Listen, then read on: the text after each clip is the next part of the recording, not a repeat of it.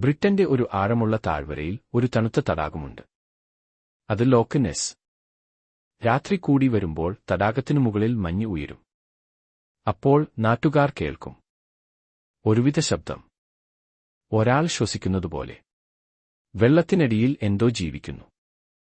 മുതിർന്ന മത്സ്യത്തൊഴിലാളികൾ പറയും, ഈ തടാകത്തിൽ ഒരു ഭീമൻ ജീവിയുണ്ട്. നീണ്ട കഴുത്തുള്ളൊരു അത്ഭുതം. പലരും കണ്ടിട്ടുണ്ട്. ഞാൻ ഒരു സന്ധ്യയിൽ വെള്ളത്തിൽ നിന്ന് തല ഉയർത്തുന്നത് കണ്ടു. ചിലർ പറയുന്നു ഇത് ഒരു പഴയകാല ജീവിയെപ്പോലെ.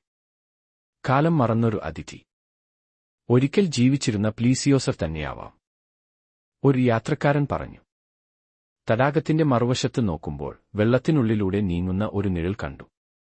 ഉറക്കെ ശ്വാസമെടുക്കാൻ പോലും എനിക്ക് കഴിഞ്ഞില്ല. ഫോട്ടോ എടുക്കാൻ പലരും ശ്രമിച്ചു. ചില ചിത്രങ്ങൾ കിട്ടി.